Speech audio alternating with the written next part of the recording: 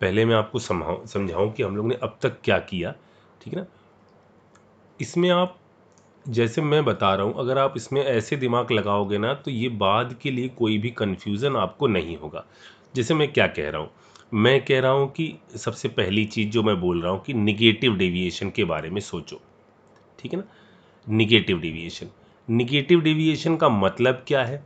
Negative deviation का मतलब ये है कि आपके मॉलिक्यूल में मिक्सिंग के बाद फोर्सेस क्या हो गए हैं, बढ़ गए हैं, ठीक है, जिससे वो आइडियल की तुलना में अब वेपर फेज में कैसा जाना चाह रहा है, कम जाना चाह रहा है।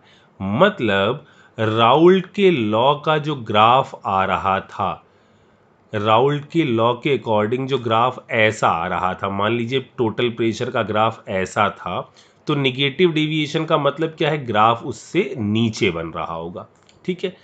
अब इस केस में आप बिल्कुल भी रणछोड़ दास चांचड़ नहीं बनेंगे। जो मैं आपसे कह रहा हूं बिल्कुल वैसा ही आपको कैसे करना है, निगेटिव डेविएशन के केसेस को दिमाग में रखना है, ठीक है। और पॉजिटिव डेविएशन कहाँ, सॉरी, जो आपका आइडियल सॉल्यूशन होता है वो आपका सेम टाइप की चीज़ों के बीच में बनता है। इसके अलावा जो भी हो जाएंगे वो आपके कौन से डेविएशन कहलाएंगे, वो आपके कहलाएंगे पॉजिटिव डेविएशन। जैसे निगेटिव डेविएशन के लिए मैंने क्या कहा आपसे कि कहीं पर भी आपको एसिड बेस टाइप का कॉम्बिनेशन दिख रहा हो, या कहीं पर आपने एसिड या बेस इनको आपने वाटर के अंदर मिलाया हो, ठीक है।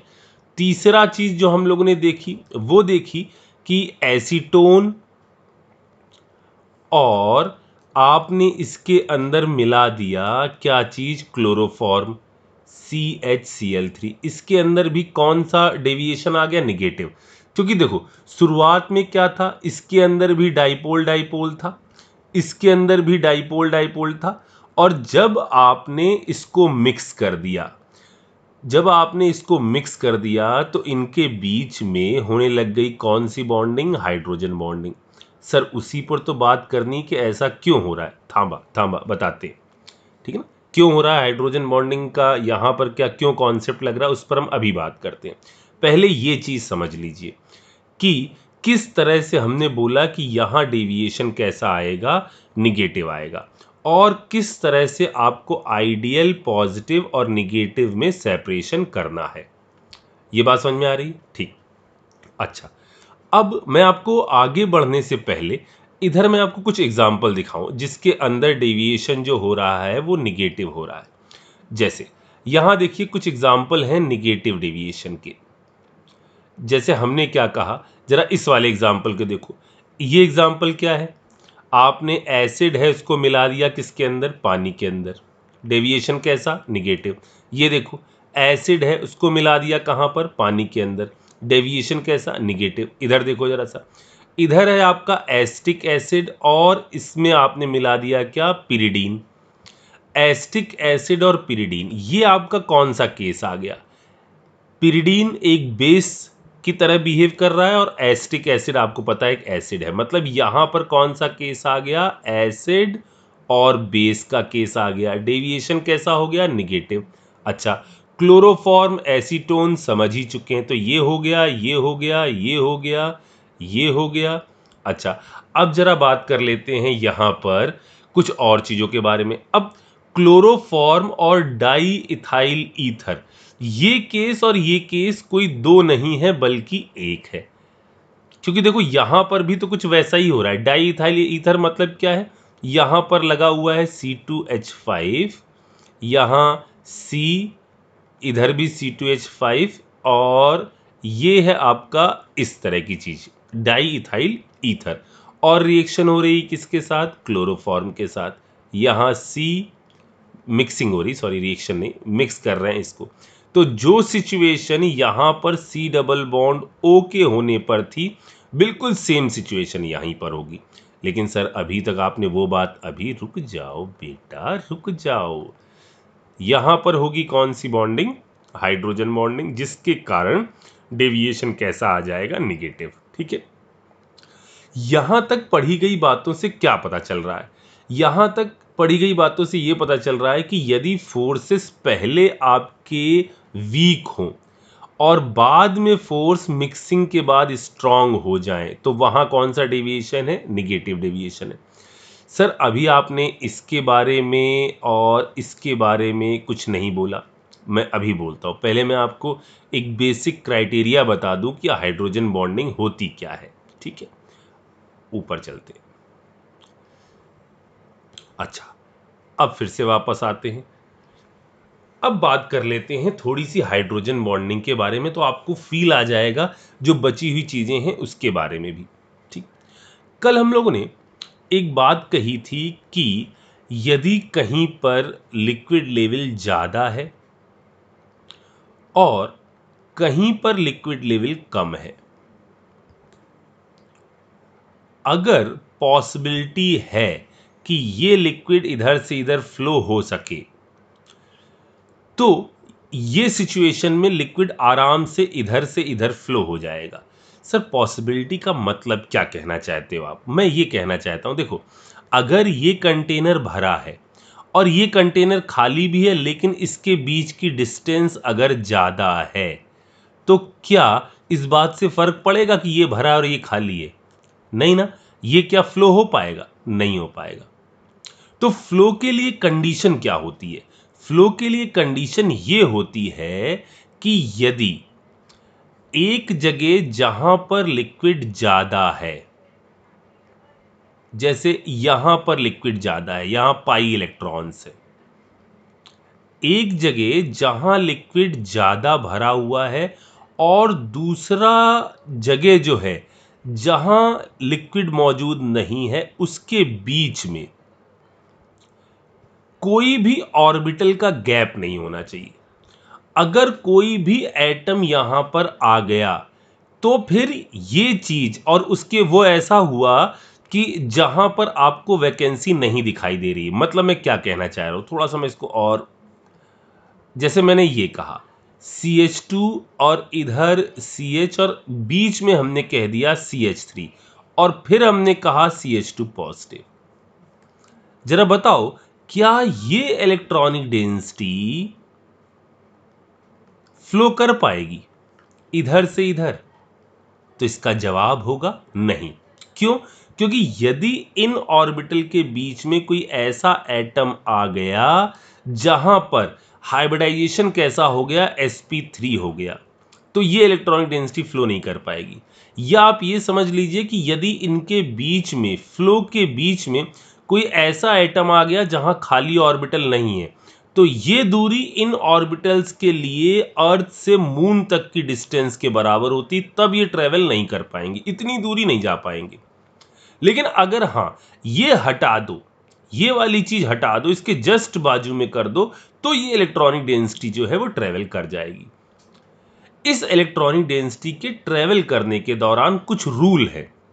जैसे इलेक्ट्रॉनिक डेंसिटी तभी ट्रेवल कर सकती है जब बिल्कुल बाजू में ही ऑर्बिटल मौजूद हो, बिल्कुल बाजू में, जहां पर इसके रिस्पेक्ट में इलेक्ट्रॉनों की डेफिशिएंसी हो, तो फ्लो हो जाएगा।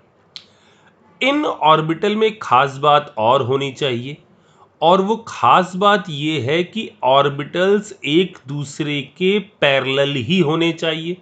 ऐसा नहीं होगा कि ऑर्बिटल्स एक दूसरे से किसी एंगल पर हों। अगर ये एंगल बढ़ा, यानी मान लीजिए ये आपके परपेंडिकुलर, ये दोनों पैरेलल हैं और ये इसके परपेंडिकुलर जाने लगा, तो ये डिस्टेंस फिर बढ़ने लग जाएगी। तो केस 1 में तो इलेक्ट्रॉन्स फ्लो कर सकते हैं, लेकिन यदि ऑर्बिटल इसके पैरेलल न हुए, तो यहां पर फ्लो नहीं हो पाएगा। सेकेंड केस में फ्लो रुकने लग जाएगा। सर ऐसा कभी हुआ है? हां, आपने पढ़ रखा है। वास्तव में जो आपने SIR इफेक्ट देखा था, याद आया कुछ? उसमें होता क्या है, बेंजीन के ऑर्बिटल्स सामने मौजूद ऑर्बिटल की तुलना में प्लेन से बाहर हो जाते हैं, जिस कारण से फ्लो रिटार्ड हो जाता है। समझ में आ रही मेरी बात?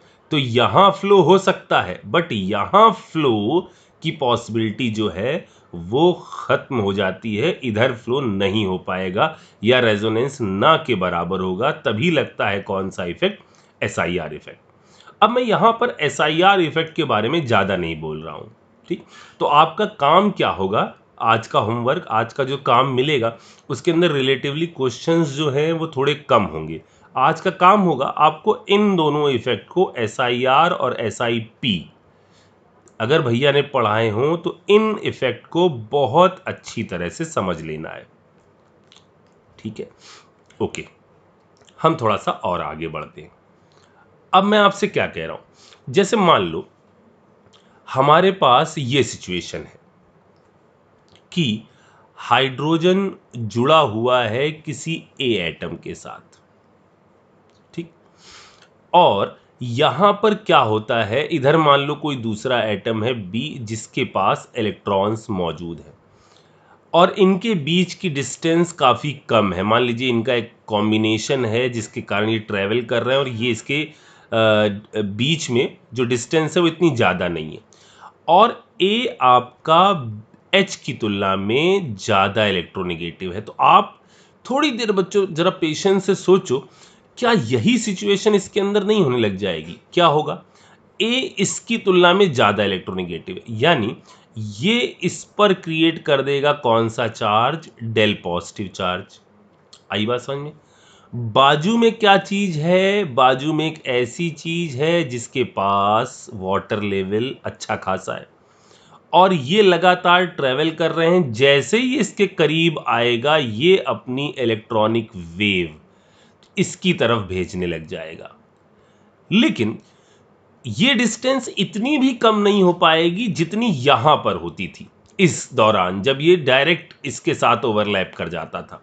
यहां ये इलेक्ट्रॉनिक डेंसिटी तो फ्लो होगी लेकिन उतनी बढ़िया तरीके से नहीं, इसलिए इधर जो बॉन्ड बनेगा वो बॉन्ड प्रॉपर सिंगल नहीं बनता, वो बॉन्ड बनता है कुछ पार्शियल बॉन्ड जिसकी बॉन्ड डिसोसिएशन एनर्जी होगी तकरीबन में 40 किलो जूल पर मोल के आसपास। जबकि कहीं पर यदि एक प्रॉपर सिंगल बॉन्ड रहता है तो सिंगल बॉन्ड की डिसोसिएशन एनर्जी 100 किलो जूल के आसपास होती है। तो यहां पर फोर्स तो लग रहा है लेकिन ये फोर्स रिलेटिवली उतना स्ट्रांग नहीं है, ठीक। ये बात समझ में आ गई? तो ये इलेक्ट्रॉनिक डेंसिटी ट्रेवल कर जाती है।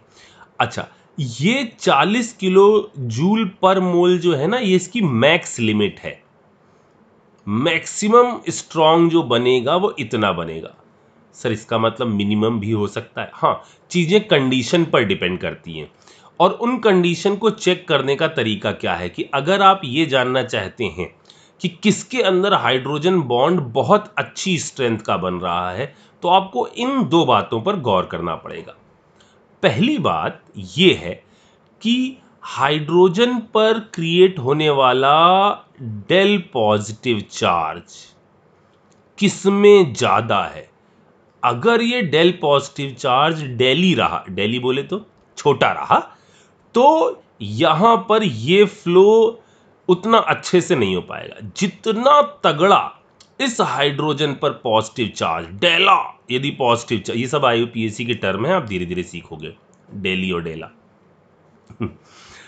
तो जितना इस हाइड्रोजन पर पॉजिटिव चार्ज जबरदस्त रहेगा उतना ही ये इस इलेक्ट्रॉनिक वेव को अच्छी तरह से अपनी तरफ अट्रैक्ट कर लेगा। पहली बात। दूसरी बात, जो बी एटम होना चाहिए वो ऐसा होना चाहिए जो इजीली अपने इलेक्ट्रॉन को दे सके।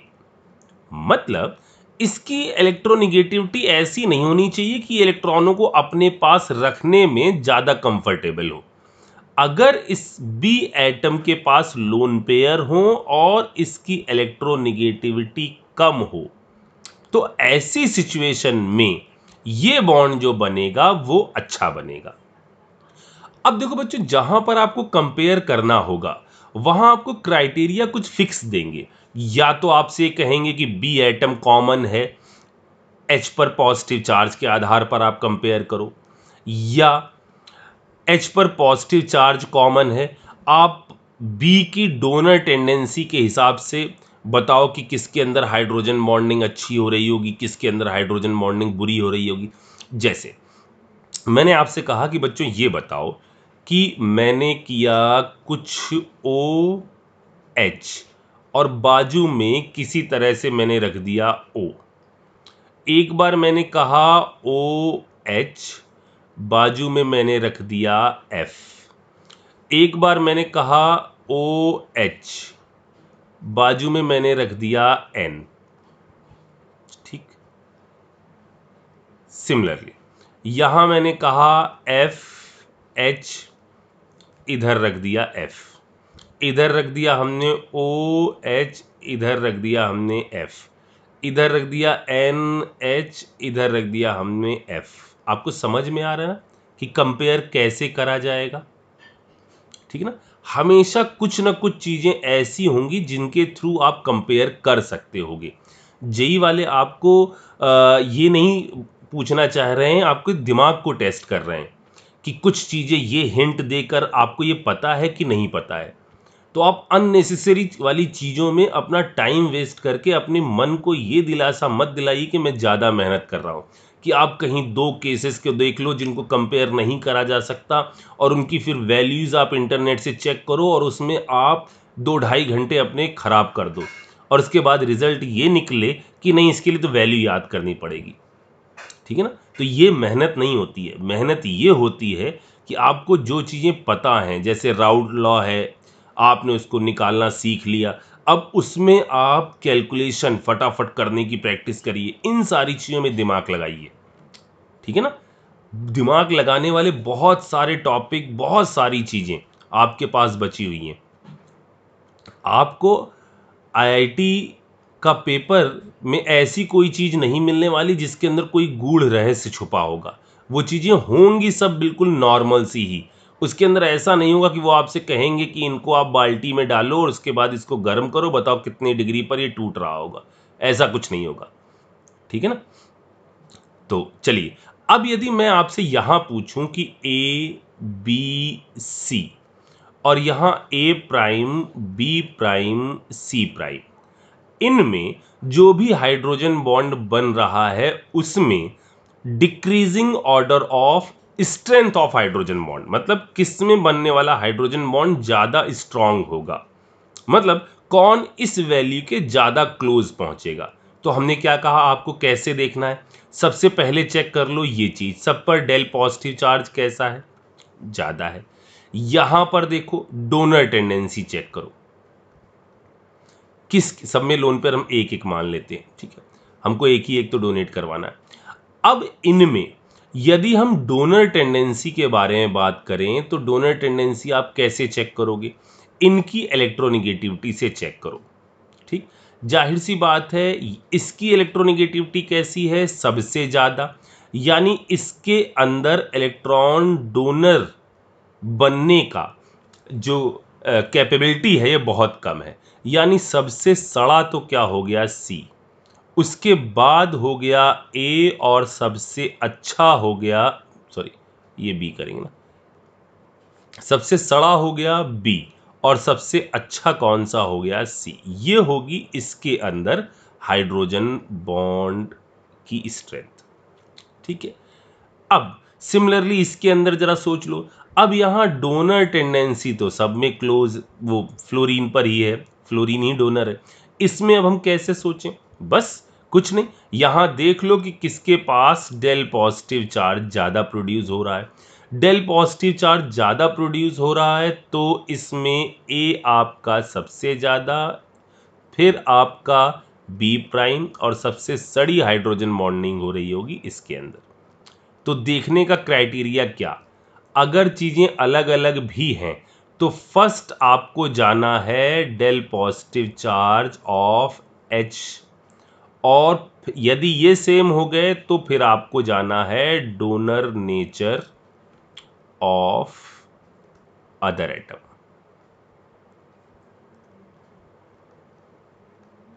आ रही बात समझे? ओके, अब थोड़ा सा और आगे बढ़ते हैं।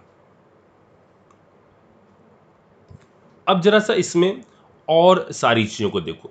देखो बच्चों, हाइड्रोजन बॉन्डिंग यदि कहीं पर होती है तो उस हाइड्रोजन बॉन्डिंग के होने से आपको पता है, जैसे ए और बी मॉलिक्यूल है और यहाँ इसके बीच में हाइड्रोजन बॉन्डिंग होने लग गई, तो इससे क्या होंगे, नेट में फोर्सेस जो हैं वो बढ़ जाते हैं। इन फोर्सेस का असर हमको दिखाई देता है जब हम बाकी प्रॉपर्टियां पढ़ते हैं। जैसे अगर ये आपने पढ़ा होगा कि यदि हम किसी जगह पर किसी ग्रुप में, इसमें हम जाते चले गए और हम पहुंच गए H2SE या जो भी आप PO जो भी बात कर लो TE, ठीक है, यहाँ पर इस ग्रुप में H2O, H2S, H2SE, H2T, H2PO, इनमें यदि हम आपसे पूछें कि बॉइलिंग पॉइंट का ऑर्डर क्या होगा, ठीक है, या मैं आपको इसी तरह से दे दूं HF, HCl, HBr, HI, इसके अंदर मैं आपसे पूछ लूं कि बॉइलिंग पॉइंट का ऑर्डर क्या होगा। और सिमिलरली अगली जगह पर आ गए NH3, PH3। मैं इसको इसलिए बता रहा हूं कि इसको अभी आपने थोड़ा सा पढ़ा है, तो इसको तुरंत एक बार अप्लाई करके देख लो कि इस पर बेस क्वेश्चंस कैसे आएंगे, ठीक है। इसमें भी मान लो मैं आपसे बॉइलिंग पॉइंट का ऑर्डर पूछ रहा हूं, मैं ये नहीं कह रहा हूं कि आपने नहीं पढ़ा होगा, बिल्कुल पढ़ा होगा, ठीक है ना। अब यदि इसके अंदर बॉइलिंग पॉइंट का ऑर्डर के बारे में बात करी जाए, तो मैंने जैसा कुछ दिन पहले आपको एक चीज बोली थी कि फोर्सेस दो टाइप की कैटेगरी को बिलोंग करते हैं। एक होता है फोर्स ड्यू टू चार्ज, एक है फोर्स ड्यू टू चार्ज, और दूसरा है फोर्स ड्यू टू मास, ठीक है। इन दोनों में जो ज्यादा बड़ा फैक्टर है या ज्यादा बड़ा फोर्स है, ये फोर्स ड्यू टू चार्ज है। मास, आप ये देखिए आपके घरों में कुर्सी में सब रखे हुए हैं, क्या वो सब एक दूसरे को अट्रैक्ट करते हैं? क्या इनमें कोई अट्रैक्शन आपको दिखाई देता है? ये है फोर्स ड्यू टू मास, ठीक है ना, ये आपको दिखाई नहीं देता। लेकिन आपने छोटे में भी यदि बालों में तेल लगाकर एक स्केल को खोपड़ी पर रगड़ा हो, तो उसके अंदर चार्ज डेवलप हो जाता है और वो छोटे छोटे टुकड़ों को कागज के वो अट्रैक्ट करने लगता है। मतलब फोर्स ड्यू टू चार्ज एक डोमिनेटिंग फैक्टर है, किसकी तुलना में? फोर्स ड्यू टू मास की तुलना में, ठीक है।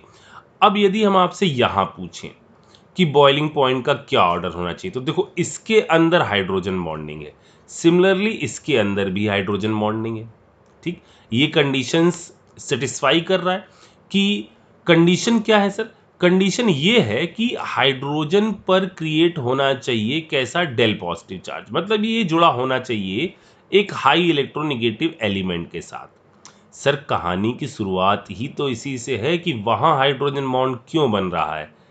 बेटा रुको तो, रुको तो, एक ही बार में लास्ट में जान लोगे कि काजोल ही खूनी थी, तो फिर मजा क्या आने वाला है।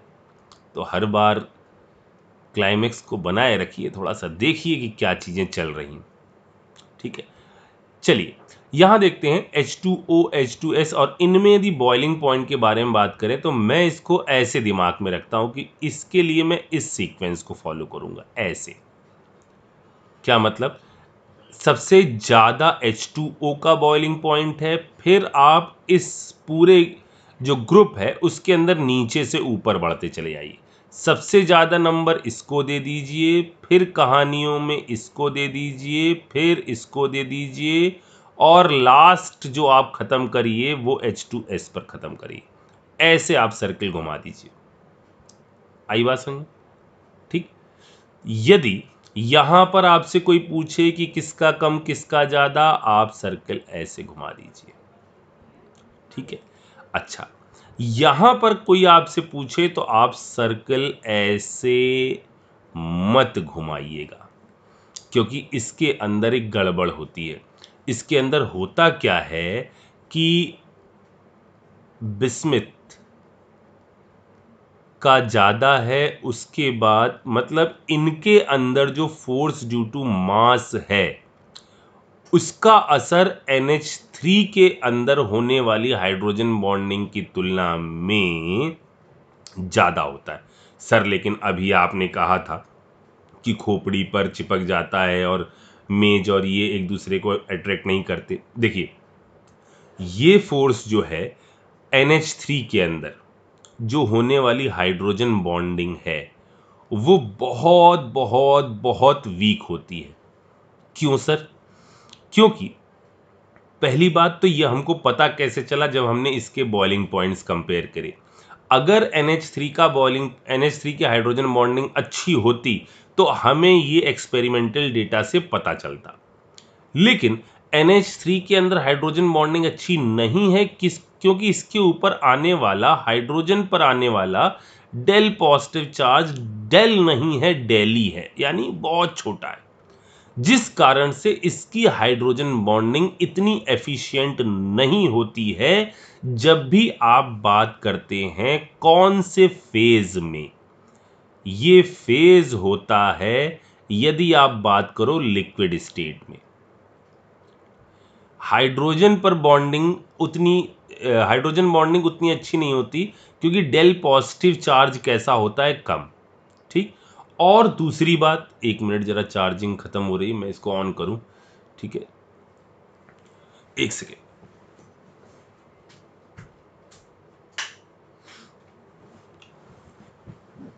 हाँ, और दूसरी बात यह है कि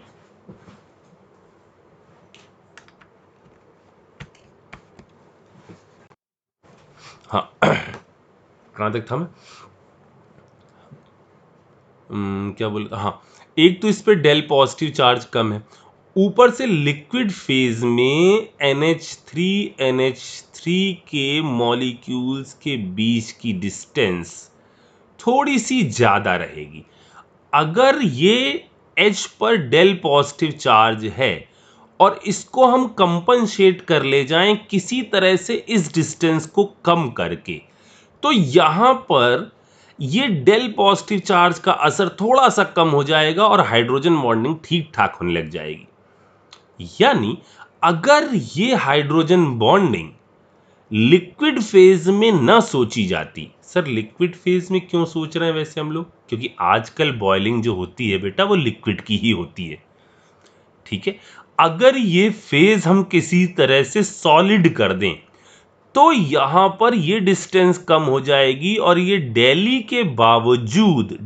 पॉजिटिव चार्ज होने के बावजूद हाइड्रोजन बॉन्डिंग अपना एफिशिएंट रोल प्ले करने लग जाएगी। इसी कारण से जब आप यहां पर बॉइलिंग पॉइंट के बारे में बात करोगे तो ऑर्डर ये, इन दोनों में क्या ज्यादा, इसमें हाइड्रोजन बॉन्डिंग वीक है। सबसे पहले फिर क्या चेक करें? फोर्स ड्यू टू मास, बिल्कुल सही। उसके बाद ये कम एफिशिएंट हाइड्रोजन बॉन्डिंग वाली चीज आ जाती है। इन दोनों में फिर क्या है? दोनों में ही हाइड्रोजन बॉन्डिंग नहीं हो रही है, इसका मतलब इस पर आएगा, इसके बाद आएगा इसका नंबर, देन इसके बाद आएगा pH3 का नंबर। तो ये होगा किस चीज की कहानी? ये होगी आपकी order of boiling point. Okay, यदि मैं इन तीनों में ही मेल्टिंग के बारे में बात करता तो मेल्टिंग के बारे में बात करने में यहां पर कोई फर्क ना पड़ता। इसके अंदर बॉइलिंग पॉइंट का भी यही ऑर्डर है और मेल्टिंग पॉइंट का भी यही ऑर्डर है। यही चीज ऐसे ही आपको दोनों केस में याद रखना है। ठीक है, अब आ जाते हैं तीसरे पर। इसके अंदर बॉइलिंग पॉइंट का तो ऑर्डर ये है, लेकिन यदि इस केस में आप, किस केस में? NH3 वाले केस में, इस केस में आप मेल्टिंग पॉइंट के बारे में बात करो। यानी मेल्टिंग पॉइंट के बारे में बात करने का मतलब क्या है कि अब आप फेज कौन सी देख रहे हैं? आप देख रहे हैं सॉलिड फेज। जहां पर इसके अंदर होने वाली हाइड्रोजन बॉन्डिंग अब इफेक्टिव हो जाएगी। अब यह hydrogen bonding effective hydrogen bonding हो जाएगी। इफेक्टिव मतलब डिस्टेंस कम हो गई, अब ये अच्छी तरह से इलेक्ट्रॉन दे सकता है और करीब आ गया। तो दोनों फैक्टर में एक भले कम हुआ, दूसरे ने इसको संभाल लिया।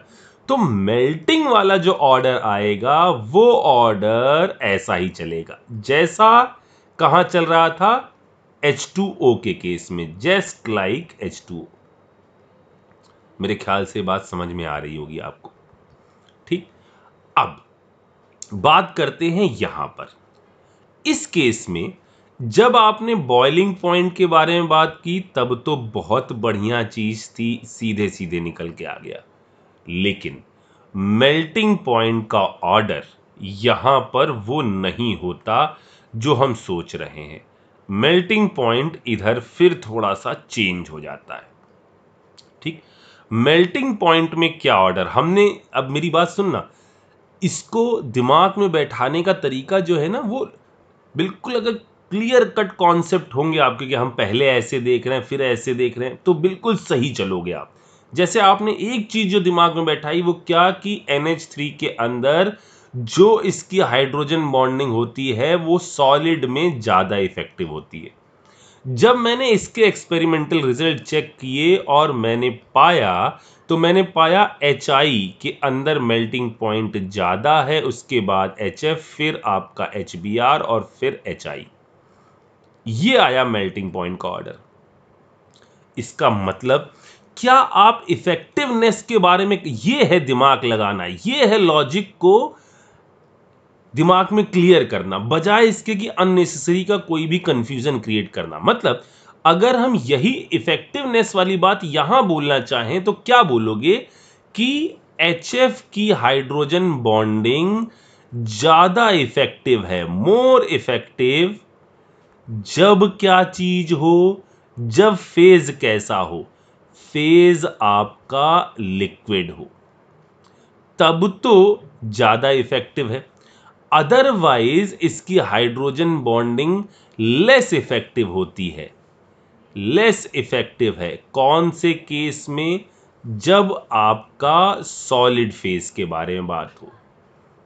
ठीक है, आप इसको फिलहाल दिमाग में ऐसे बैठा लीजिए कि F के पास चूंकि कई सारे लोन पेयर हैं, इनके मॉलिक्यूल्स सॉलिड के अंदर भी आ रहे हैं तो रैंडम अरेंजमेंट होगा। दूसरा F भी यही मौजूद है तो इनके इलेक्ट्रॉनिक रिपल्शन के कारण इनकी डिस्टेंस थोड़ी सी बढ़ जाती होगी, जिस कारण से मेल्टिंग पॉइंट डिक्रीज कर जाता है।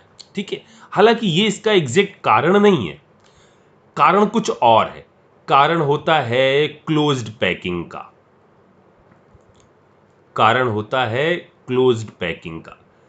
लेकिन मैं इस कहानी पर आगे जाकर कहानी को यहीं से ही कॉम्प्लिकेशन प्रोवाइड करना नहीं चाहता, क्योंकि मेरा मानना यह है कि पहले चीज़ों को एक सिस्टमेटिक वे में मैं दिमाग में बैठाता चलूं, फिर हम आगे इसमें बढ़ेंगे। ठीक है, तो अभी आप इस चीज़ को ऐसे दिमाग में बैठा लो और आगे बढ़ते हैं। अब आप मुझे सोच के बताओ कि यदि मैं H2O, HF और NH3, ये आपने पढ़ा होगा पक्का, 11th में आता है ये, इसमें यदि मैं बात करूं बॉइलिंग पॉइंट की तो क्या ऑर्डर होना चाहिए, और यदि इसी में मैं बात करूं मेल्टिंग पॉइंट की तो क्या ऑर्डर होना चाहिए। ठीक, ये जल्दी से आप मुझे बताओ, मैं थोड़ा सा और इसमें आगे बढ़ता हूं। अब बात करते हैं उस वाली कहानी की जो हम लोगों ने, जहां से इन बातों को मैंने चालू किया था। ठीक है, जहां से कहानियां चालू हुई थी, जरा उस जगह पर वापस पहुंचते हैं। कहानी चालू हुई थी एसीटोन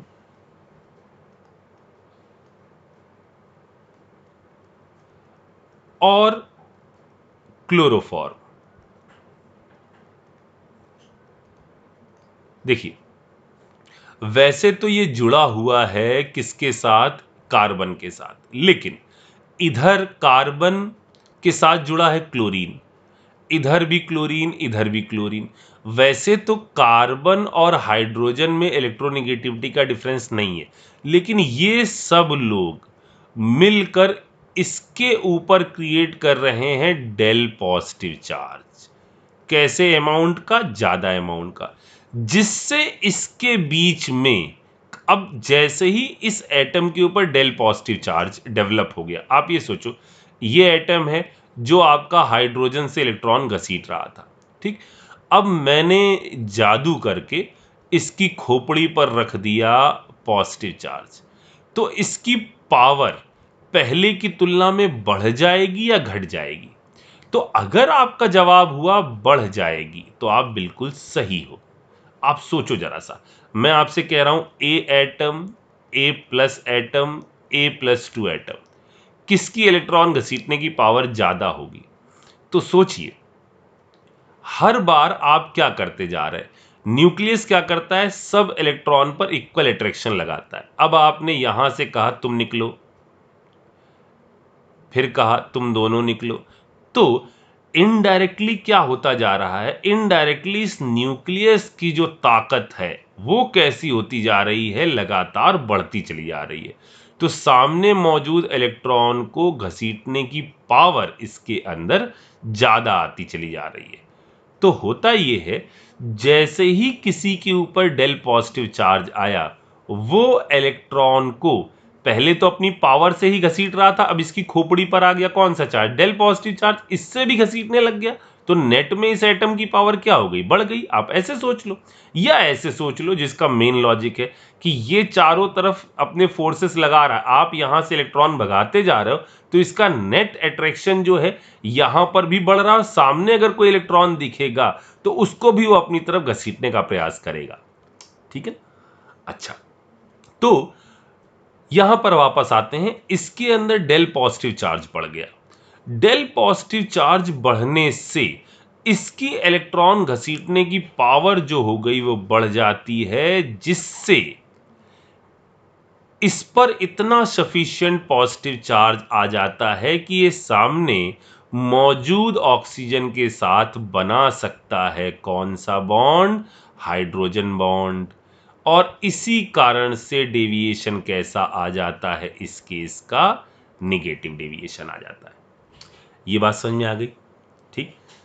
तो अब मुझे लगता है कि हम लोगों ने डेविएशन के बारे में, पॉजिटिव डेविएशन, निगेटिव डेविएशन और आइडियल सॉल्यूशन, इसके बारे में ठीक ठाक बातें मैंने आपसे कर ली, ठीक। अब जरा मुझे आप दिमाग लगाकर बताओ कि फिर से पहली बात कि ये समझ गए, chloroform acetone, chloroform diethyl ether, ये वाला। क्लोरोफॉर्म और बेंजीन वाला केस देखो, ये केस आपको दिमाग में रखना है, इसको आप एज एक्सेप्शन दिमाग में बैठा लीजिए, ठीक।